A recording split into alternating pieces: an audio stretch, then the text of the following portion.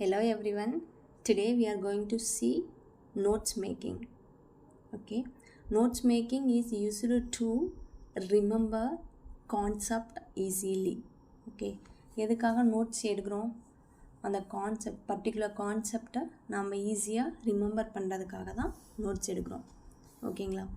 And benefits of notes making என்னென்னு பார்த்தீங்கன்னா, we can make fast preparation for exams. அந்த நோட்ஸை பார்த்தாவே நம்ம ஈஸியாக என்ன பண்ணிக்கலாம், ப்ரிப்பேர் பண்ணிக்கலாம் எக்ஸாமுக்கு.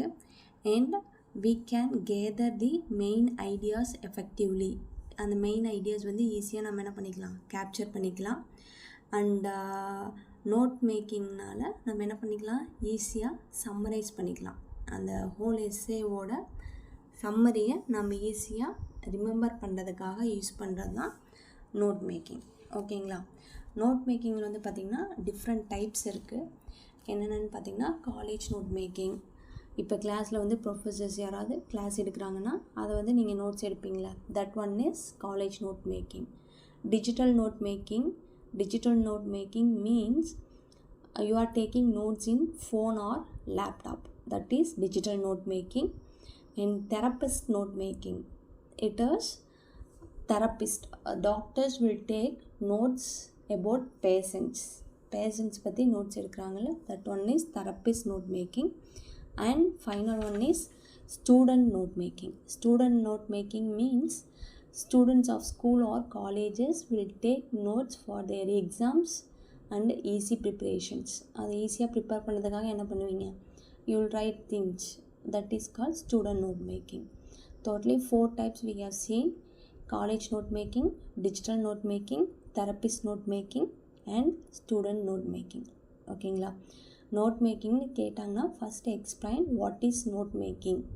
Okay, capturing or remembering main idea of particular concept or particular class is called as note making அப்படின்னு எழுதிக்கிங்க.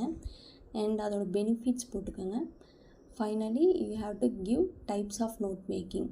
ஃபஸ்ட்டு என்னென்ன டைப்ஸ்னு கொடுத்துட்டு அதுக்கப்புறம் ஒவ்வொரு நோட் மேக்கிங்கும் எக்ஸ்பிளைன் பண்ணுங்கள் அஸ் பேராகிராஃப். ஒவ்வொரு பேராகிராஃபாக வர மாதிரி நீங்களே எக்ஸ்பிளைன் பண்ணிக்கோங்க. அண்ட் ஃபார்மேட் வந்து பார்த்தீங்கன்னா, first you have to write the heading of the note making. இப்போ ஒரு கிளாஸ் நீங்கள் ஃபார் எக்ஸாம்பிள் இப்போ ஸ்டில் ஐ ரைஸ் போயமுக்கு நோட் மேக்கிங் எடுக்கிறேன் அப்படின்னா அதோட டைட்டில் ஸ்டில் ஐ ரைஸ் அப்படின்னு சொல்லிட்டு நீங்கள் எழுதிக்கணும். அப்போ தான் அந்த டைட்டில் பார்த்ததுமே எதோட நோட்ஸுன்னு நமக்கு தெரியும். ஓகேங்களா? First you have to write title or heading of the note making. Then if you want you can give sub headings or sub points. சரியா? சின்ன சின்ன பாயிண்டாக போட்டு you can write the important points. And also you can use abbreviations or symbols. பெரிய பெரிய வேர்ட்ஸை வந்து லாங்காக இருக்க வேர்ட்ஸ் யூஸ் பண்ணாமல் அதுக்கு பதிலாக abbreviated sentence you can use. Okay, in that is for your use only, so you can use. ஓகேங்களா? இப்போ நம்ம மெசேஜ்லாம் டைப் பண்ணும்போது மார்னிங் பதிலாக எம்ஆர்என்ஜின்னு போடுவோம்ல, அந்த மாதிரி abbreviated sentences you can use. அண்டுக்கு பதிலாக அண்டு சிம்பிள் போடுவோம்ல, அந்த மாதிரி those symbols you can use to reduce the burden of note making. ஓகேங்களா? அந்த மாதிரி திங்ஸை நீங்கள் யூஸ் பண்ணிக்கலாம். And note making can be asked in your semester exams. So prepare well for the exams. If you have any queries, you can comment in the comment section. Thank you.